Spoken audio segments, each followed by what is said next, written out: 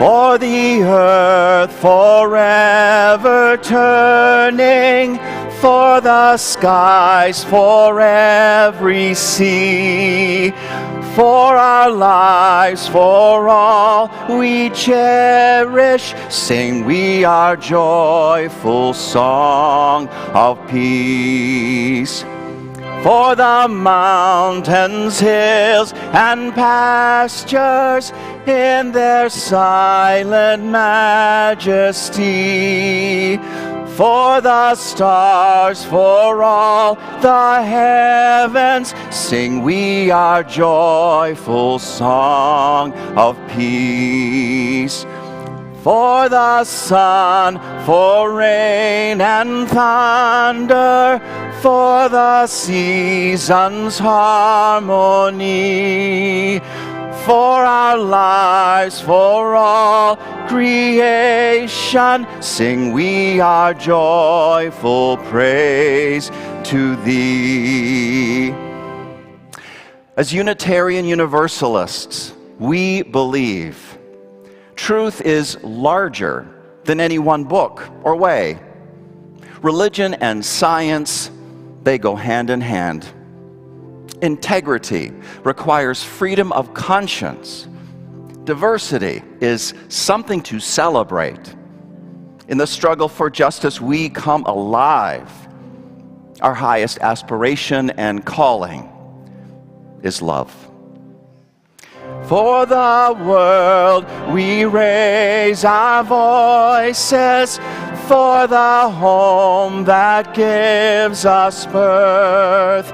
In our joy we sing, returning home to the blue-green hills of earth. Whoever you are, whomever you love, whatever path you are on, you are welcome here.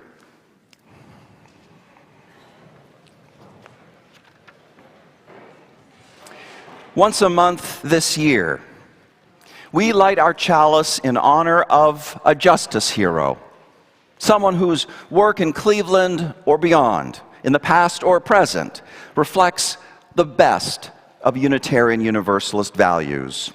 Their witness embodies our commitment to love, justice, and service. In light of March being Women's History Month, we are delighted to announce that this month's Justice Hero is Nikki J. Antonio. There she is. There she is. There she is. Show her some love. Show her some love. She is a trailblazing public servant. She has devoted her life to building a more just and inclusive Ohio. As the first openly LGBTQ plus person elected to the Ohio House and Senate, and now minority leader in the Ohio Senate. She has, yes, there you go. She has helped widen the circle of dignity and belonging through her advocacy for families, workers, healthcare, equality, environmental protection, and criminal justice reform. She reminds us that public service can be an instrument of compassion and courage, and we need that message now more than ever, don't we? May this flame honor her witness and strengthen our own commitment to building a more just and loving world.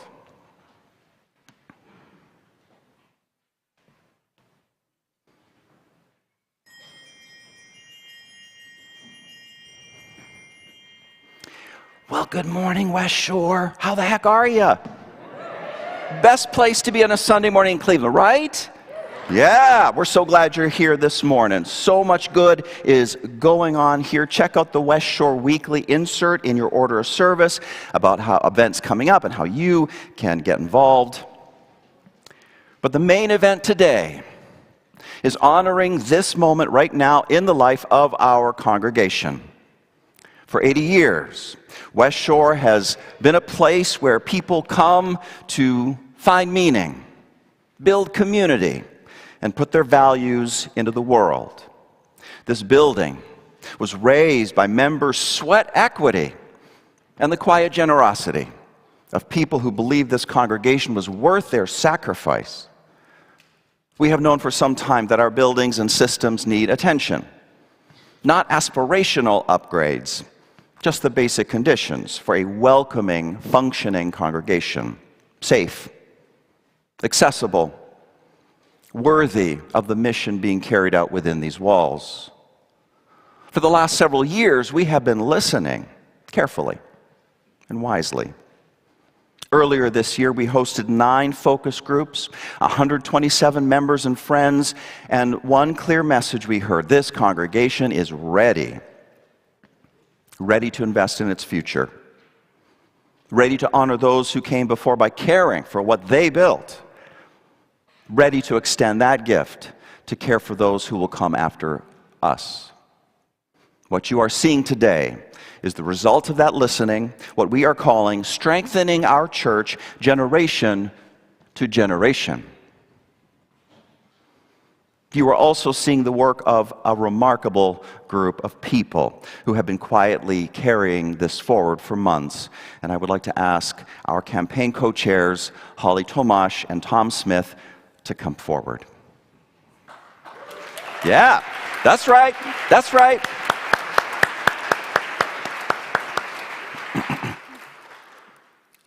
Good morning. Thank you, Reverend Anthony. For months now, a dedicated group of West Shore members has been quietly at work, preparing this campaign, learning to make visits, and making their own commitments to this congregation's future. Tom and I have had the privilege of working alongside them, and we have witnessed something nothing short of remarkable. I would like now to ask our steering team, advanced phase visitors, and those who have worked with logos, all sorts of special things this campaign has, to stand now so that we can see how many of us are here to this morning. Would you please stand, steering team? We have our special thank you.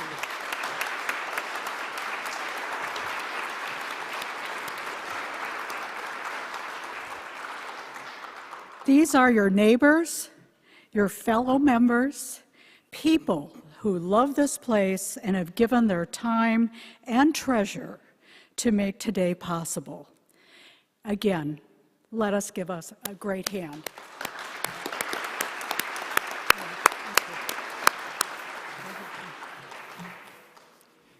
In the weeks ahead, someone from this community will reach out to you to schedule a visit, a personal visit. It's not a sales call, it's a conversation, and the ones I've been in on have been so much fun. About what West Shore means to you, about the vision for our future, and about how you might want to be a part of it. Every household in our congregation will be invited.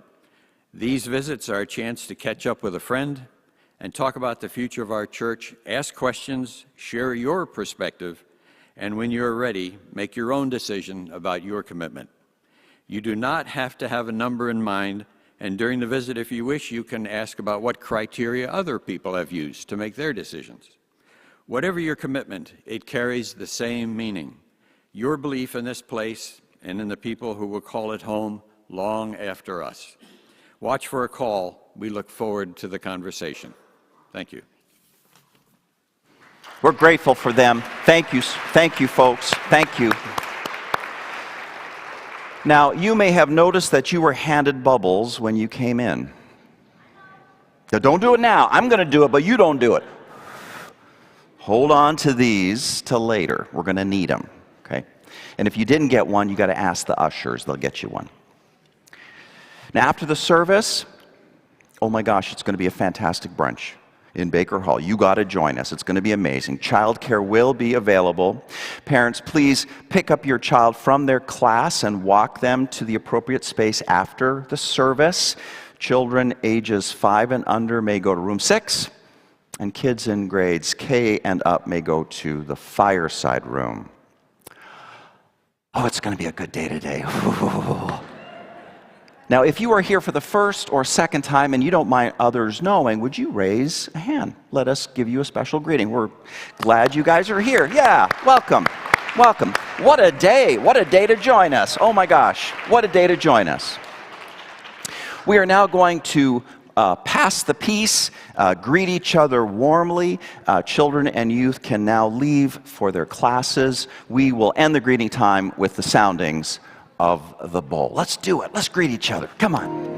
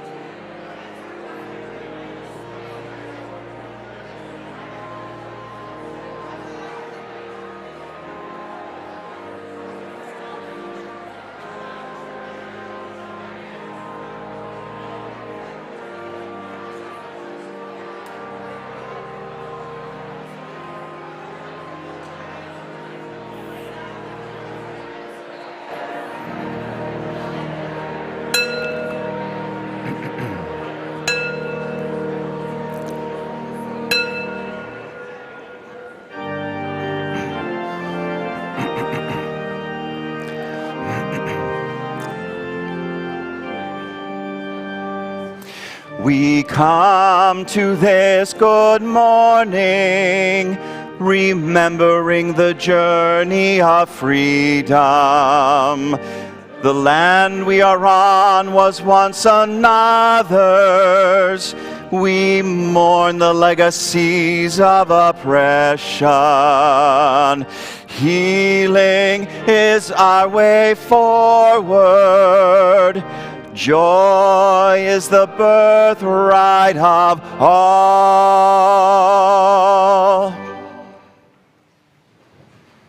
It is my pleasure now to introduce Lori Albright, who joins us from the Unitarian Universalist Congregation of Cleveland on the east side. This is a congregation, sorry, I just had to milk that one. This is a congregation with deep roots connected to our own and a partner further along in the same journey.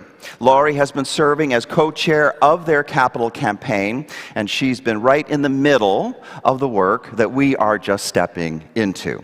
She brings not just leadership experience, but a first-hand perspective of what these visits really are like and the kind of impact they can have on a congregation.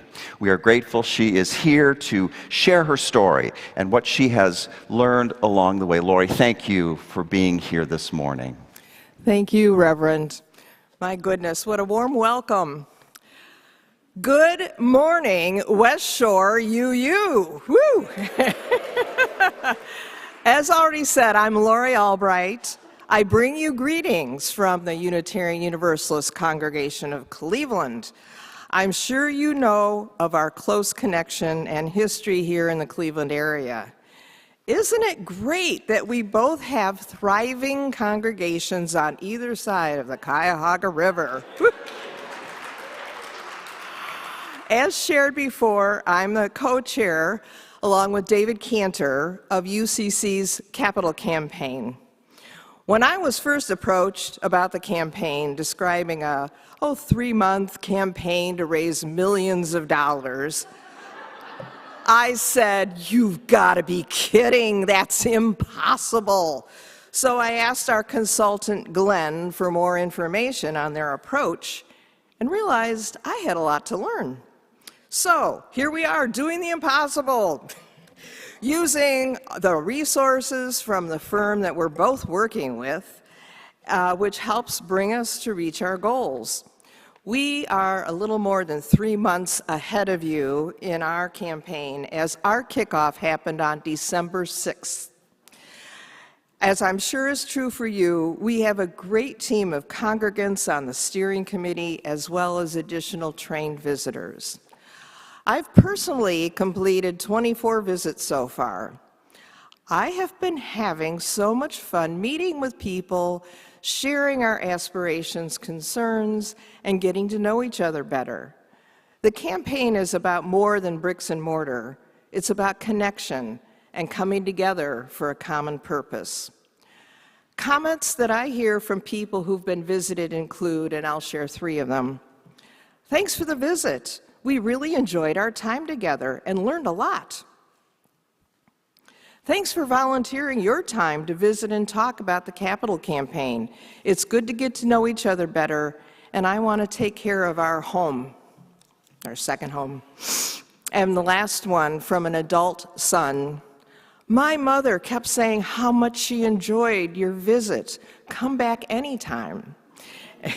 And we are in the process of setting that up, of course. I'm excited for your campaign as well as ours. May we both create an even more welcoming and stable home for now and into the future. And remember to welcome your visitor when they come a-calling. Thank you. It is good to be in community with you. Thank you, Lori. Thank you, Lori. Love those words. Thank you. Today's offering will now be offered and gratefully received.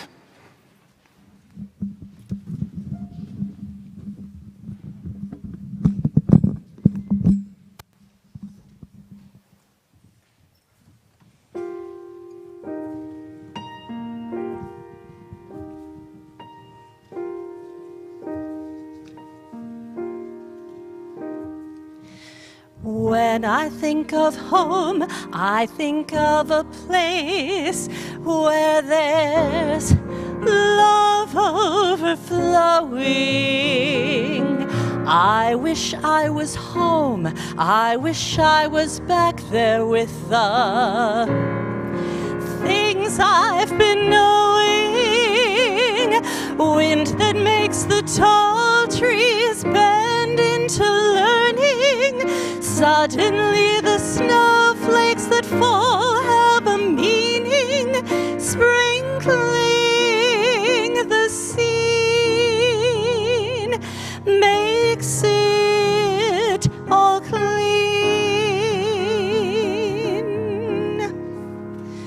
Maybe there's a chance for me to go back now that I have some direction. It would sure be nice to be back home where there's love and affection. And just maybe I can convince time to slow up, giving me enough time in my life to grow up. Time, be my friend.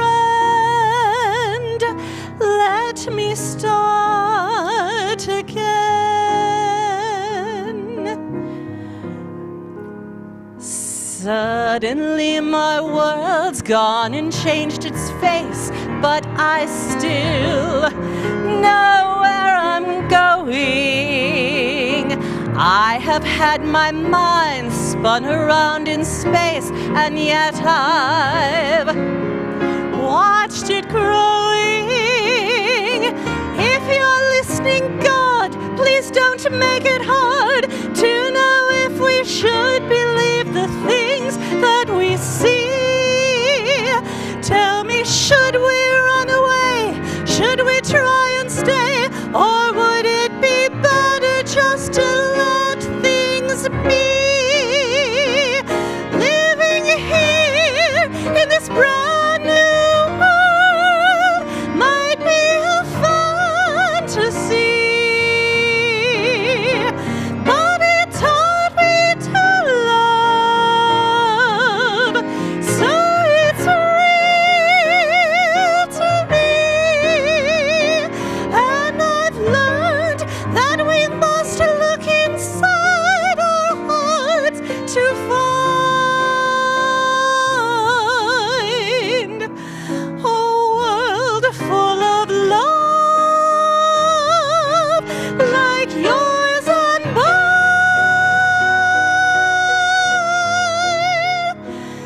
like home.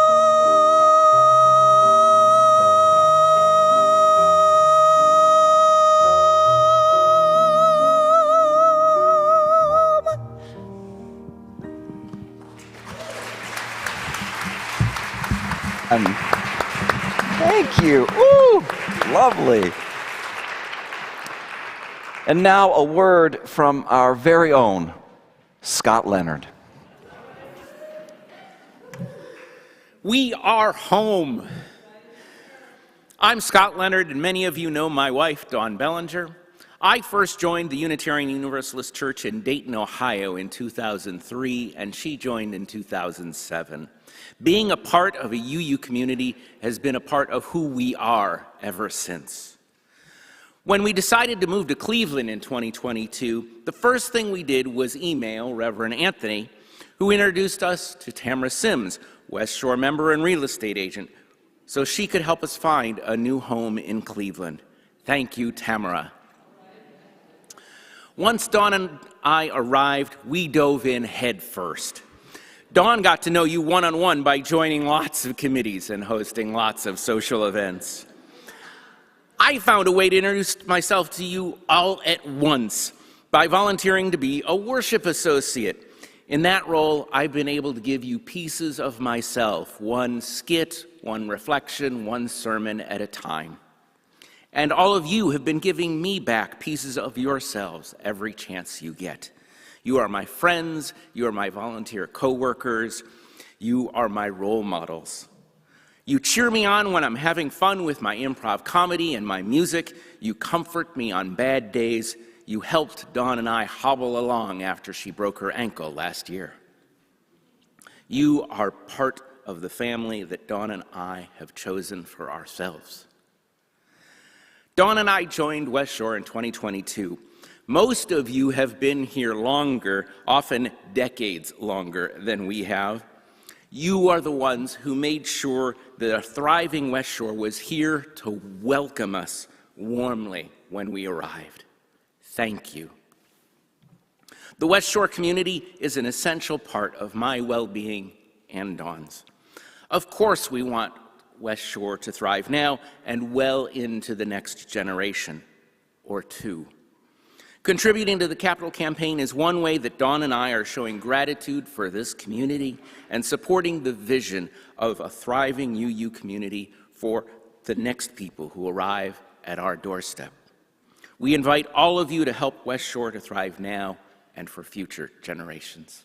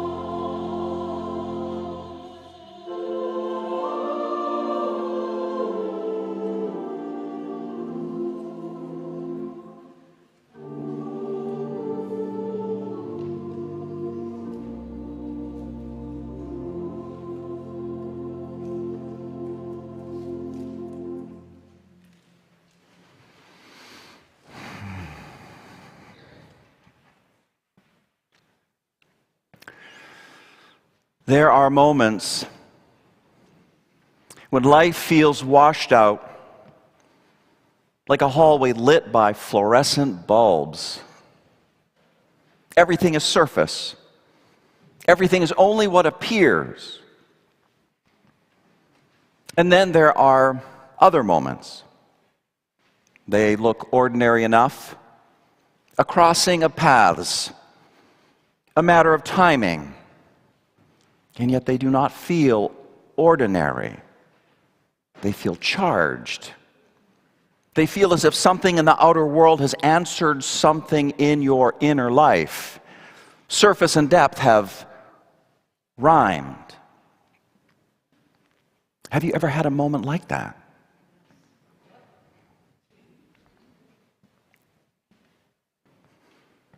A phone call arriving at the exact moment you were falling apart.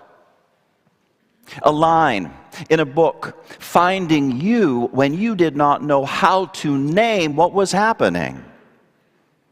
A person appearing just when you were about to give up. A door opening at the very moment you had decided there were no doors left. And then you wonder, was that just dumb luck or something deeper? That is the question I want us to sit with this morning. And it is an especially fitting question for us here today, because after this sermon, we will mark the public launch of West Shore's major capital campaign. We will celebrate what has already begun. We will reveal joyfully what has been raised so far. On one level, of course, that is practical. It is about dollars and planning and buildings and the future we are trying to make possible. But on another level, this moment asks a deeper question. When does something become more than just logistics? When does timing itself begin to speak? When does a moment feel more than chance? Now, before we go any further, let me be clear about the kind of sermon this is. I am not asking you to leave your mind at the door. And I am not asking you to leave wonder in the parking lot. Because one of the deepest spiritual tensions many of us face, especially modern educated people, is the tension between discernment and enchantment. We do not want to be gullible. We also do not want to live in a universe shorn of mystery. So let us begin with two honest ways of understanding these moments. One way is psychological. Michael Shermer uses the term patternicity to name the human tendency to find meaningful patterns in the swirl of human experience. Sometimes those patterns are real. Sometimes they are not. Our minds are meaning-making machines. We connect dots. We see shapes. We notice timing. We infer significance. And that capacity is not foolish. It is one of the ways human beings survive. Better from an evolutionary standpoint to see a pattern that is not there than to miss one that is. So, one explanation for meaningful coincidence is simply this: you were primed. You were paying attention in a particular way. Your mind connected the dots. And sometimes that is exactly what is happening. But there is another way to speak of these moments. Carl Jung gave it the name synchronicity.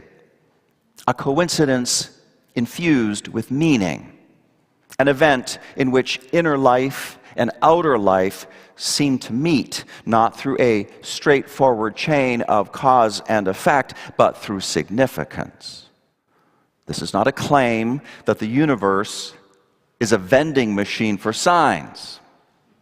Not a claim that every odd moment is a coded message to you.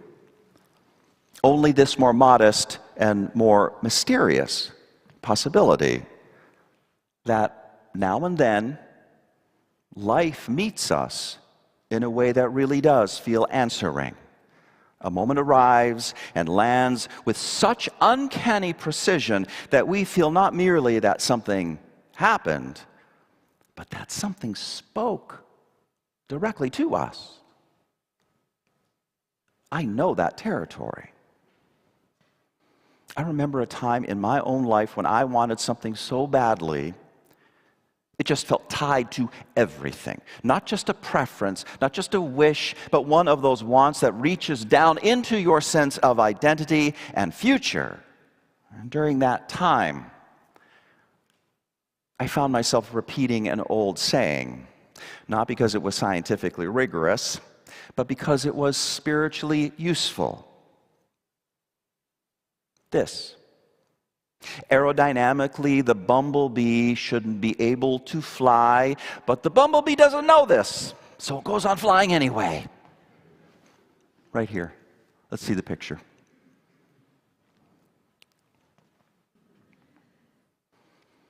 I repeated that line to myself again and again and again, quietly, stubbornly, like a little candle in the wind.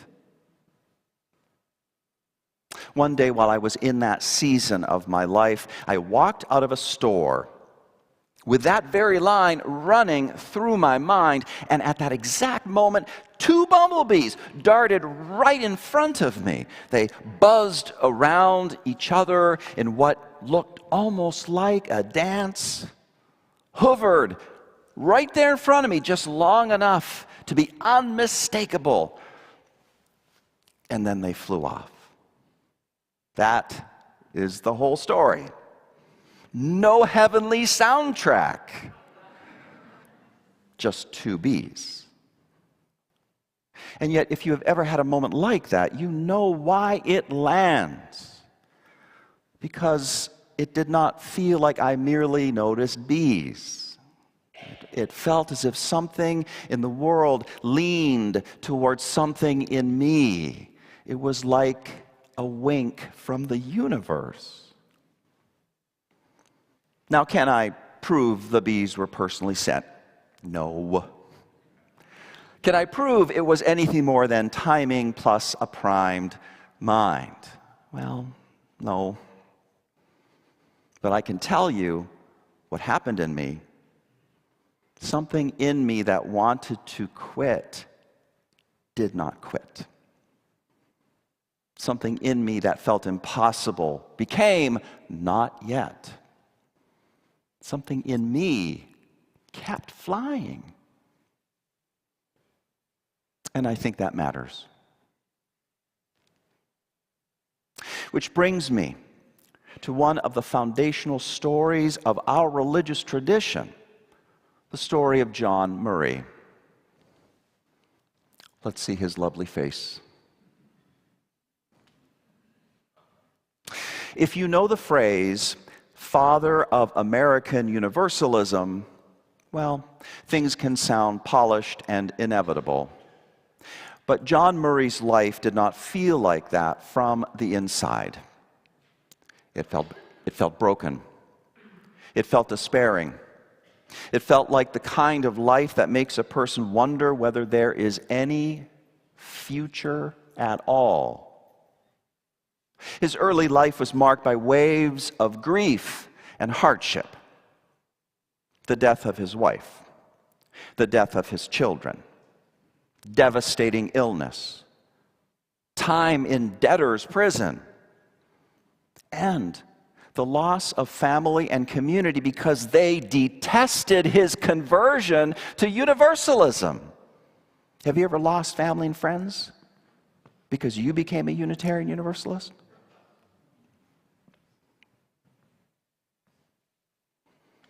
This is the kind of unraveling that can hollow a person out. Universalism is the daring and beautiful claim that divine love is larger than fear, larger than damnation, larger than our worst ideas about who is in and who is out. But that vision did not spare him from suffering. Eventually, he left England and sailed for America, a weary man trying to begin again. And the new start that he wanted left no room for religious leadership. He wanted to leave preaching behind.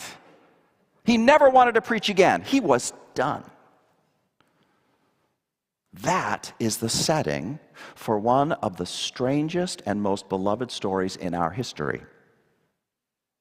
The ship Murray was traveling on became stranded on a sandbar off the New Jersey coast. And the place where the ship got stuck was called Good Luck. You cannot make that up! So there he is. He is exhausted, uncertain, trying to get somewhere else entirely. And he is stuck at a place called Good Luck. He goes ashore for provisions and meets a local farmer named Thomas Potter. Potter had heard of universalism and become convinced that this message of wider love, larger grace, and deeper hope needed to be preached. So convinced, in fact, that he had built a chapel on his land, anticipating that one day the right preacher would come. Now just think about that for a moment. He built the space before the preacher arrived. He prepared the room before the answer came. He made ready for a future he could not yet prove. And then, of all people, onto his shore comes John Murray, a preacher who had sworn he would never preach again. I mean.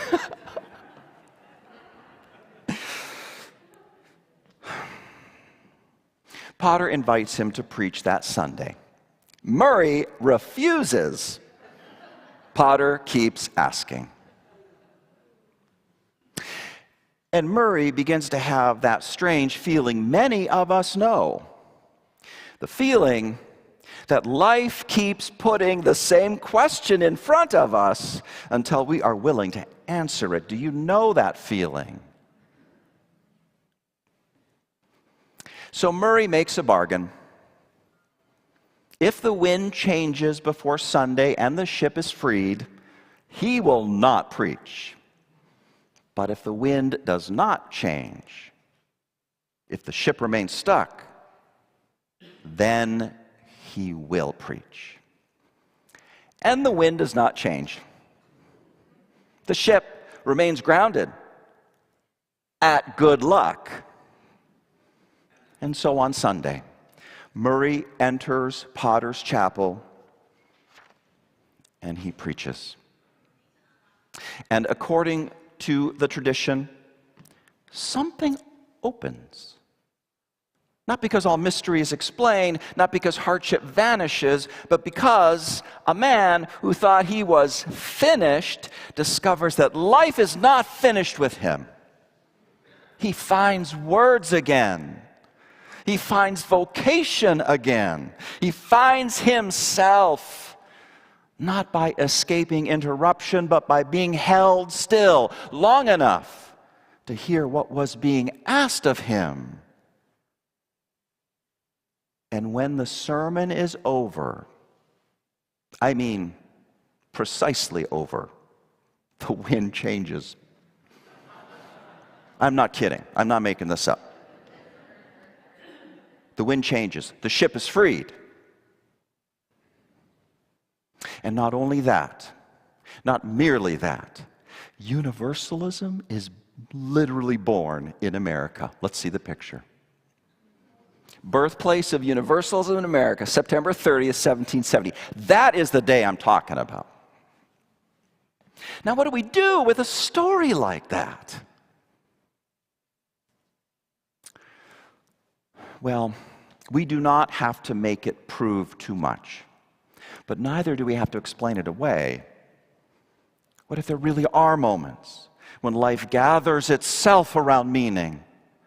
What if there really are times when inner readiness and outer circumstance meet? So how do we honor such moments without becoming foolish? How do we remain open without becoming superstitious? How do we receive mystery without surrendering responsibility? I think the answer is not to choose between skepticism and wonder, but to let each discipline the other. Patronicity protects us from fantasy. Synchronicity protects us from a flat and disenchanted world. We need both. Because yes, human beings can find patterns that are not there. We can turn coincidence into certainty. We can turn wonder into ego. We can make ourselves the center of some private cosmic drama. Do you know a person like that? Maybe the President of the United States is a person like that. Oh, I'm getting political. I'm sorry. But we can also become so anxious about being duped that we refuse to be moved. We can become so suspicious of mystery that we dismiss every moment of awe before it has a chance to ask anything of us. And that can become its own kind of superstition. The superstition that only what fits within normal calculation can be significant. So here is a simple spiritual practice for moments like these. When something happens that feels meaningful, an uncanny convergence, a strange rhyme between your inner life and outer world, well, ask 3 questions. First, does it enlarge you? Does it make you more courageous, more honest, more compassionate? Or does it shrink you into fear or fixation? Second, does it ground you? Does it return you to responsibility, agency, and the next faithful step? Or does it tempt you to sit back passively and wait for more signs? Third, does it soften you? Does it make you kinder, humbler, more connected? Or does it make you feel superior, chosen, special in a way that separates you from others? If the experience enlarges you, grounds you, softens you, receive it. Hold it lightly, but receive it. If it makes you rigid, superior, paranoid, or passive, be cautious. That is not wisdom. That is ego wearing a costume, a spiritual costume. Now, I wasn't planning on sharing this story, but I feel compelled to. I had to undergo that same kind of questioning for myself when, in the course of searching for you guys, being in search, I had received what seemed to me an accidental package from Amazon. I was early on in the search process. No one in the world knew that I was interested in applying for the ministry position here. Right? No one knew this, no one in the world, maybe one person, but they didn't work at Amazon. So I'm super early on in the search process, and like I said, I received this package from Amazon, very strange, I don't remember ordering it. I open up the package, and it is a special Starbucks card, a coffee cup, with Cleveland, Ohio on it. So that was interesting. Since years later, I've never found out where that thing came from, who might have sent that to me. I mean, it's like one of the biggest mysteries of my life. But the point is, that kind of nudged me even further towards an interest in this congregation. But it did not inflate my ego. It didn't mean that I expected to get the job. I had showed up, I worked my butt off, I preached the best sermons I possibly could at the time. You know, it was a nudge. It was a message that said, you know, maybe there's something deeper here for you in Cleveland, Ohio. So I wanted to share that. Sometimes, as in the story I just told, synchronicity is private. 2 bumblebees in a vulnerable season, a coffee mug that says Cleveland on it, a ship stuck at good luck. And sometimes synchronicity is communal. An entire people arriving at a moment that feels charged, prepared over time, carried by many hands, shaped by long labor, and alive with more than efficiency. That is how universalism was born on American soil. And here at West Shore, we are witnessing another birth. We are undertaking, as you well know, a major capital campaign. On one level, of course, this is practical work, planning, generosity, vision, repair, stewardship, decision-making. It is asking what kind of congregation we mean to be and what kind of future we are willing to build. Every gift at every level is a step towards our congregation's future, an act of faith. This is not magic. It is not wishful thinking. It is not a substitute for spreadsheets, commitments, leadership, hard work. And yet I do not believe it is merely that. Because the fact that this is happening now, among us, in this season of our life together, does not feel to me just like dumb luck. I do not mean that every detail has been scripted from above. I do not mean that fundraising totals are divine proof. I mean something steadier and more profound. I mean, there are moments when the readiness of a community and the needs of a moment meet each other. Moments when inherited faith and present courage meet. Moments when the hopes of those who came before us meet the willingness of those who are here right now. Moments when inner call and outer opportunity begin to rhyme. That is what I am hearing in this moment. What is being revealed today is not only an amount. What is being revealed is that people have been listening and trusting and saying yes.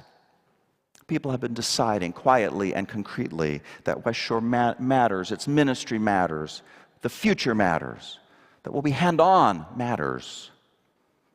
Just as Thomas Potter built a chapel before the preacher arrived, generations before us built and gave and served and hoped without knowing exactly how their faithfulness would ripen over time. It is now our turn to prepare the space for a future we cannot see yet. Our turn to trust that what we build in faith may bless people we will never meet. Our turn to decide whether love will merely be admired here or embodied. So in a moment, we will celebrate what has already begun to emerge. We will do it with delight and bubbles. We're going to sing a song that most of us know, but I have adjusted the lyrics to be appropriate for this moment. Sounds like this. Come, come, generations of care, voices of old calling us to the future, hearts and hands in today's work of hope. Come yet again, come. Does that, remember that one? Words a little different. We'll sing that together in a moment. This is joy, and beneath this joy is something I hope we do not miss. This moment is not only an announcement, it is itself a sermon illustration. John Murray got stuck at good luck until he was ready to say yes to what was being asked of him. Maybe congregations have their good luck moments too. Moments when we are held in one place long enough to hear the deeper call. Moments when what seemed merely practical becomes luminous. Moments when we realize that the real question is not how did this happen, but who are we being invited to become? So yes, let the skeptic in you ask honest questions, keep your discernment, do not hand your life over to superstition, but also do not miss the holy convergences. Do not miss the moments when a community becomes ready. Do not miss the times when hope and labor and courage and timing suddenly come into alignment. Maybe those moments don't come as mathematical proofs. Maybe they are simply invitations to trust more deeply, give more bravely, and step into the future with more openness than certainty. When life offers you a rhyme, do not cling to it, but do not dismiss it. Pause. Does it enlarge you? Does it ground you? Ask what love might be leading to you next. And as for us here today, on this day, when we launch the public campaign, when we reveal what has already been raised, glimpse what becomes possible when many hearts lean in the same direction, may we receive this moment with gratitude, test it with discernment, meet it with courage. And may we be ready to recognize not only what has been raised, but what is rising among us. Amen.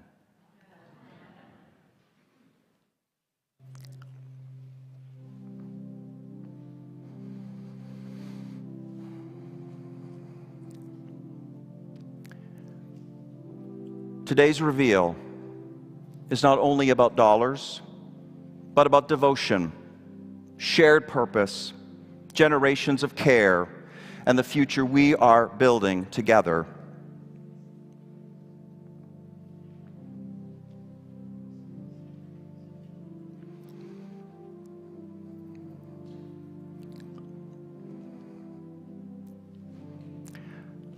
Across generations, human beings have gathered light, courage, sacrifice, and love, and built places where the Spirit could breathe. We have not come this far alone. We have been carried by those who came before us. We are carried by one another now, and we are called to carry this faith into a future we may not fully see, but which we are helping to make. And now join me in singing. Let's see the lyrics. Come, come, generations of care, voices of old calling us to the future, hearts and hands in today's work of hope. Come, yet again come. One more time. Come, come, generations of care, voices of old calling us to the future, hearts and hands in today's work of hope. Come, yet again come. And now, the reveal.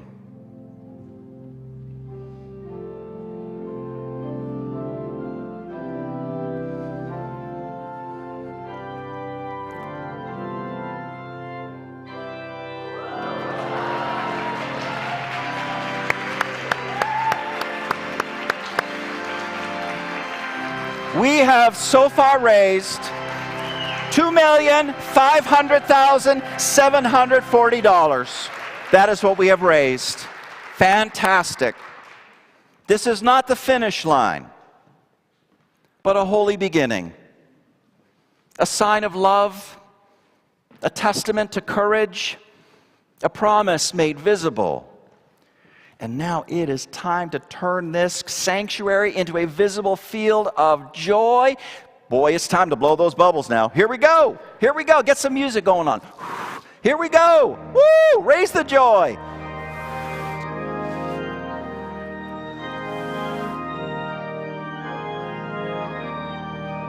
Woo!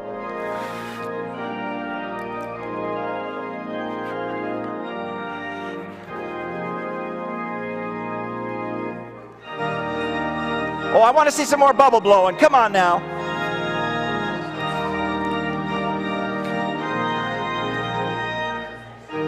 Below me I feel no motion, standing on these mountains and plains.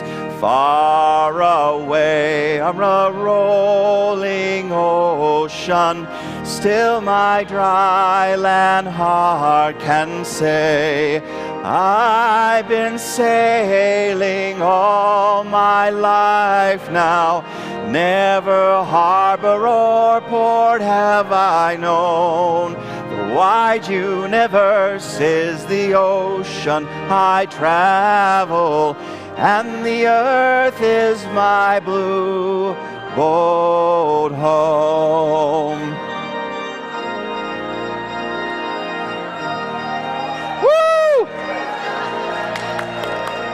Sun, my sail, and moon, my rudder, as I ply the starry sea, leaning over the edge in wonder, casting questions into the deep, drifting here with my ship's companions, all we kindred pilgrim souls, making our way by the lights of the heavens in our beautiful blue boat home.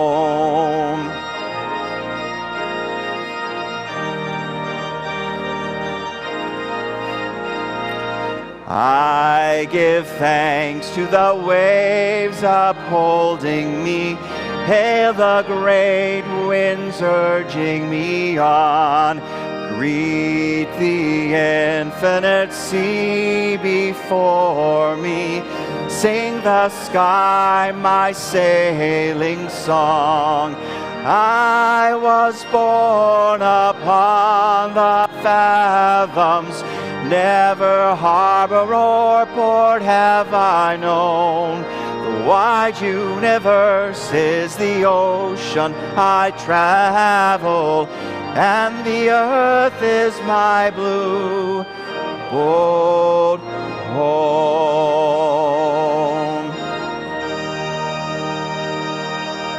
This is our good luck moment, West Shore. We are a people who are ready. Great winds are urging us on. We have to believe that the waves are going to hold us up. We are kindred pilgrim souls. Let that be our Blue Boat Home prayer. Let that Blue Boat Home energy go out with you into your day. But before you do that, come and join us for brunch, because it's going to be amazing. Blow bubbles. Here we go. Oh, actually, woo! We can also extinguish the chalice, too. This will be the most unique extinguished chalice extinguishing in the history of this church. We extinguish this flame, but not the light of truth, the warmth of community, or the fire of commitment. These we carry with us until we meet again.